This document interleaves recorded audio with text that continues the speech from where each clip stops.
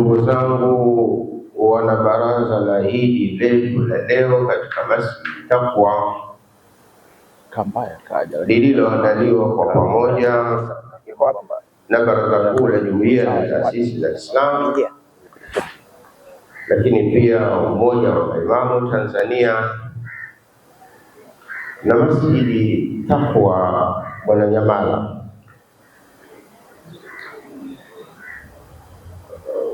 Kwa kuzingatia hali ilipo ya uandalizi wa pamoja, ninazo taarifa kutoka maeneo yote matatu. Ninayo taarifa inayotoka Baraza Kuu, ninayo taarifa inayotoka Umata, ninayo taarifa inayotoka Masjid Taqwa. Ili nisiwachoche, taarifa hizo mtazipata, lakini mimi ninazikusanya kwa pamoja katika nukta 6 na nukta 7 itakuwa ni hitimisho letu.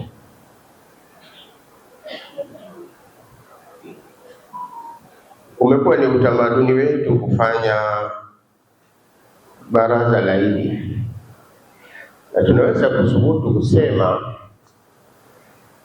kabla utamaduni wa kuwa na mabaraza ya Idi haukufanywa na mtu yeyote, sisi ndicho tulikuwa tukifanya mabaraza ya Idi. Hatimaye wengine nao wakaona ni muhimu wafanye baraza au mabaraza ya Idi. Kitu chema huigwa, na aliyeigwa kitu chema hakasiriki, isipokuwa anawapongeza walioiga jambo hilo jema muda wa kweli msada. Jambo la kwanza ni kupeni salamu za Idi al-Adha, Idi ya kuchinja. Nina hakika somo la falsafa ya hija kupitia Sheikh Muhammad Kibabu kutoka Hay'atul Ulama ametupitisha ya kutosha ya msingi yaliyomo ndani ya ibada ya hija, na alhamdulillah ni muombe Mwenyezi Mungu Subhanahu wa Ta'ala wale waliotekeleza ibada ya hija, Allah Subhanahu wa Ta'ala ajalie hija zao ziwe haja mabrur wa dhanba maghfur. Lakini wale ambao hatukubahatika kuwa katika viwanja vya hija, lakini tulikuwemo katika ayami al-ashr, masiku 10, amalul khairu fihinna, jambo la kheri katika siku hizo, habu ila Allah, linapendeza sana kwa Mwenyezi Mungu Subhanahu wa Ta'ala kuliko kheri nyingine yoyote unayofanywa nje ya siku za namna hiyo. Ni muombe Mwenyezi Mungu Subhanahu wa Ta'ala wale ambao hatukuwa katika viwanja vya hija atukubalie kheri na mema tuliyoyafanya katika siku hizi 10 za Dhulhijja, ajalie iwe ni sababu ya kupata radhi na pepo yake, kama ambavyo aliwaahidi wale walio katika viwanja vya hija kupitia kauli ya Mtume Muhammad sallallahu alaihi wasallam, alhajjul mabrur laysa lahu jazaa illa aljanna. Hija iliyokubalika au iliyokubaliwa iliyo sawa haina malipo yanayofanana na uzito wa ibada hiyo isipokuwa mfanyaji kupata pepo. Na kwa sisi masiku 10 haya, muda wa kuwa kheri iliyoko katika siku hizi ni bora sana kuliko nyingine yoyote. Atujalie Mwenyezi Mungu Subhanahu wa Ta'ala nasi kupata msamaha huo na kupata pepo na radhi zake inshallah. Eneo la pili ni mafunzo ya ibada ya hija. Msemaji aliondoka hapa ametufunulia hija inatufundisha utayari wa kujitoa, utayari wa kujitolea, ujasiri wa kutekeleza amri ya Mwenyezi Mungu Subhanahu wa Ta'ala, hata kama gharama ya kufanya hivyo yatakuwa ni maisha yako, maisha ya mtoto wako, mali yako na chochote unachokimiliki. Ibada ya hija inatufunza kuwa tayari kujinufaisha na maagizo ya Mwenyezi Mungu Subhanahu wa Ta'ala kwa kuwa tayari ya kujitoa na kujitolea.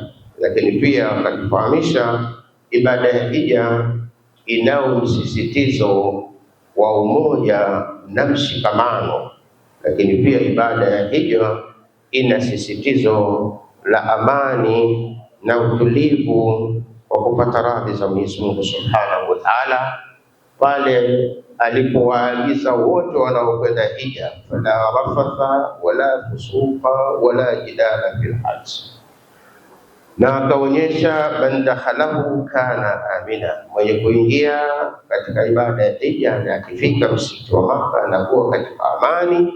Kwa hivyo yeye asifanye mijadala ya hovyo, asifanye mambo yasiyofaa, asilete bughudha katika kipindi hicho. Nukta ya tatu ni nafasi yetu katika hali ya kisiasa. Msemaji aliyotoka hapa ametukumbusha kwa kutuambia hali ya Waislamu walioko Palestina na magumu kadhaa wanayoyapitia. Yuko mtu mmoja hapa Tanzania alisema, siasa huwezi kuiepuka, hata kuku hawawezi kuepuka siasa. Ili waweze kuchakua jaani wapate chochote, wanategemea sana hali ya siasa ikoje, ndio wanaweza kupata chakula jalalani. Kwa hivyo hata siasa hawezi, hata kuku hawezi kuepuka siasa. Sikwambii sisi wanadamu tunawezaje kuepuka siasa. Msemaji aliyotoka hapa ametukumbusha, jamani, maisha ya wanadamu yanahitaji sana usimamizi, na usimamizi unahitaji sana watu waadilifu, watu wanaofaa, watu wema, wacha Mungu, walio na hofu ya Mungu. Kwa hivyo jitokezeni, mkachague, mkachaguliwe, mgombee nafasi mbalimbali za kisiasa zitakazo kuwezesheni kukaa katika vikao vya maamuzi na kusimamia haki na uadilifu kwa Watanzania wote kwa jumla na kwa Waislamu hasa katika makusudio yenu. Jambo la nne, nitumie fursa hii kuishukuru serikali na hasa Dr. Samia Suluhu Hassan kwa kule kukubali rasmi kupitisha tahasusi za mambo ya dini, mambo ya kielimu, zile tahasusi za dini ambazo ndilo tatizo kubwa la nchi yetu kimaadili. Tatizo kubwa la nchi yetu kimaadili ni kutokuwa na mafunzo ya dini imara yanayosimamiwa kwa namna nzuri.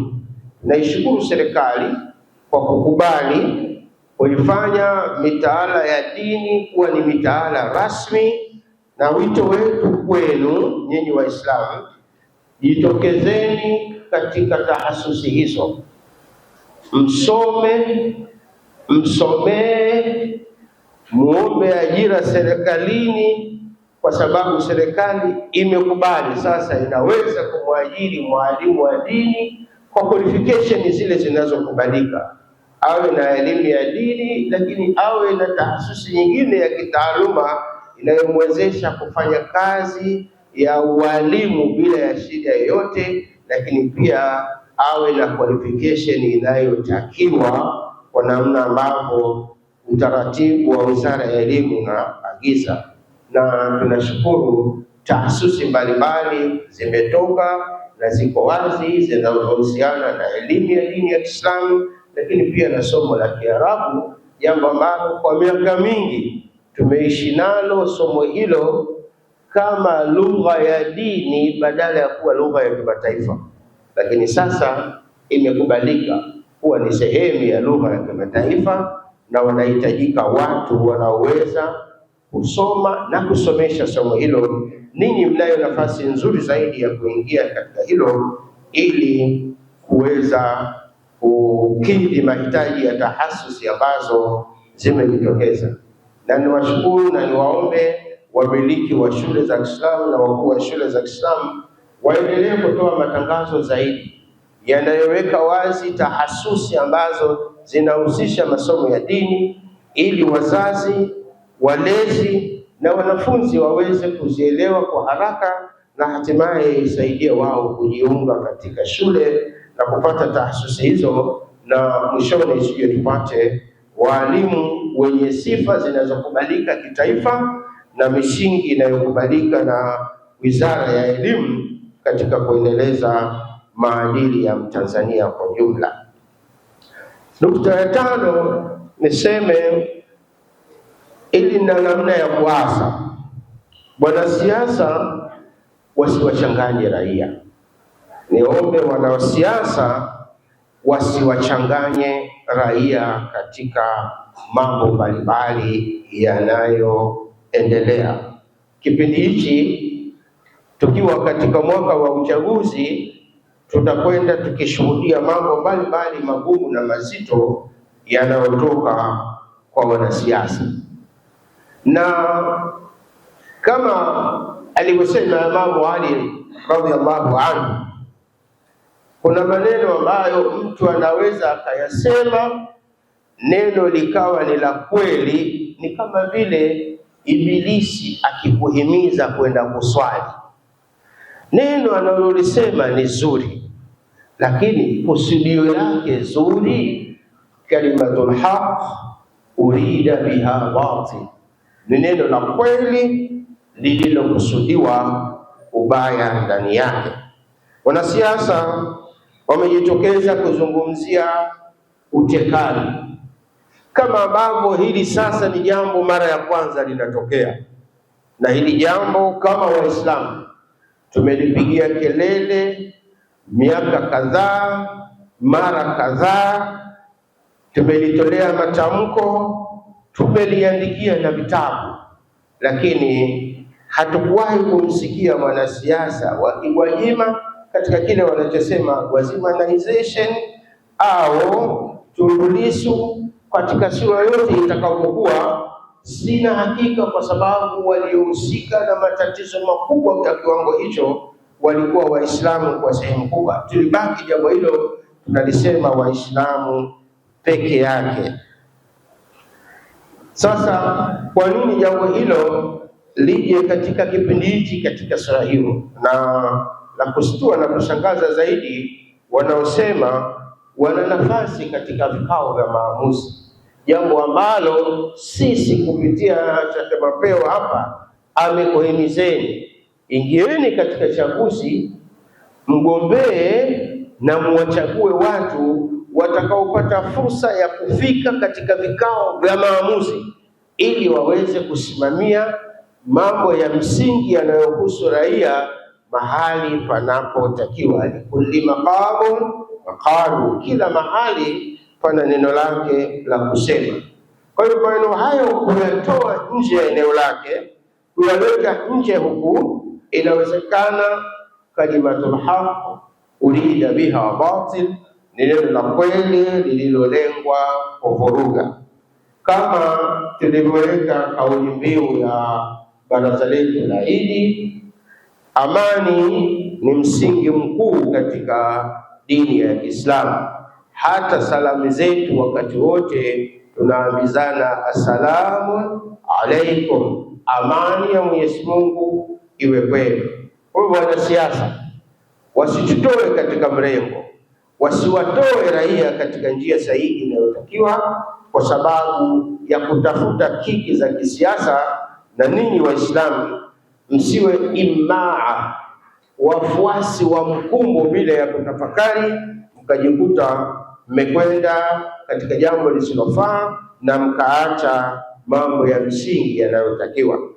Kuna jambo lingine linaloonyeshwa na wanasiasa, mabadiliko ya kikatiba ambayo msingi wake mkuu ni yale ambayo yanapangwa na wanasiasa huko bungeni. Sasa sisi wengi raia hatukai katika vikao hivyo, kwa hivyo hatupati fursa ya kuyasimamia hayo, na pengine ni ngumu kuyabadili mambo hayo ukiwa hapa msikitini. Tunaendelea kuwaasa na kuwaomba Waislamu wasiwe imaa wafuasi wa mkumbo, wakaweza kufanya au kufuata yanayohubiriwa na wanasiasa ambayo yanatotoa nje ya malengo kwa anwani ya kuwa watetea wananchi. Hilo jambo tunaomba litazame kwa usahihi, lakini wanasiasa hao tunaomba waliache jambo hilo mara moja na wachukue njia zinazofaa katika kuendea kile wanachokikusudia. Jambo la sita, tumepitia awamu nyingi za kisiasa, lakini kumbukumbu zetu zinatuonyesha kila awamu rais anapokuwa Muislamu kumekuwa na lugha na maneno mengi sana yanayopitishwa na hasa na wasiokuwa Waislamu, lakini pia sasa yanatumika na wanasiasa kubughudhi kadhia nzima ya Mheshimiwa Rais kufanya kazi yake kwa ufanisi. Imeelezwa hapa ni kwa kiwango gani Watanzania walianza kupoteza imani na matumaini yao ya kuwa kisiwa cha amani na mahali tulivu panapoweza kuwaletea maendeleo yao na mshikamano wao katika kipindi kilichopita, lakini Mama Samia amefanikiwa kurudisha matumaini hayo.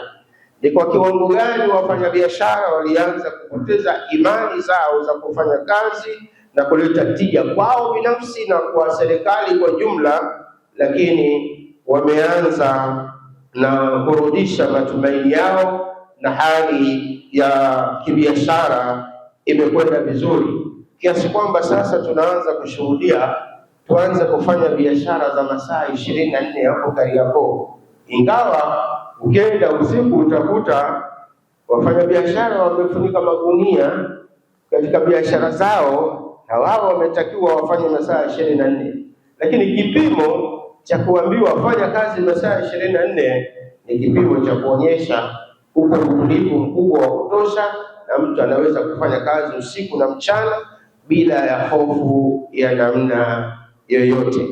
Kwa hivyo nikuombeni Waislamu, msingi wetu mkuu ni maadili na amani kwa mujibu wa utaratibu wa Uislamu, lakini tusije tukaondoka katika reli baada ya kuwa tumekaa katika namna nzuri inayofaa inaweza kutupa mazingira mazuri ya kutosha.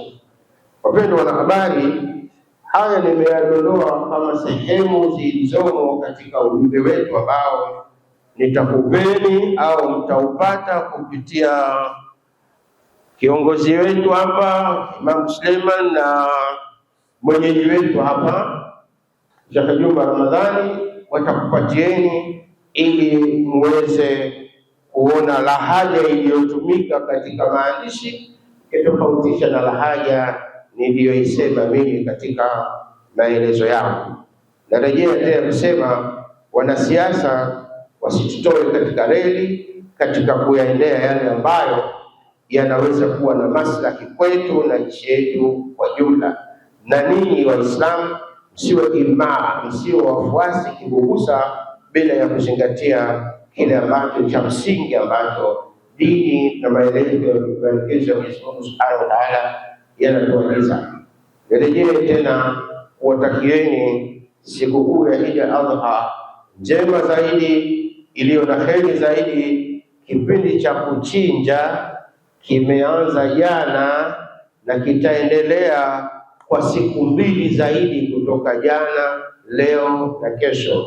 Wale ambao hawajachinja wakachinje, wale ambao hawawezi kuchinja wajitokeze wakapewe nyama iliyochinjwa. Na mkishapata nyama hizo, msipeleke nyumba ndogo, pelekeni majumbani. Hizo nyama za ibada ziwe na kheri kwenu na kwa familia zenu. Wassalamu alaikum warahmatullahi wabarakatuh. Karatasi inayohusiana na matamko haya mtazipata kupitia vyombo vya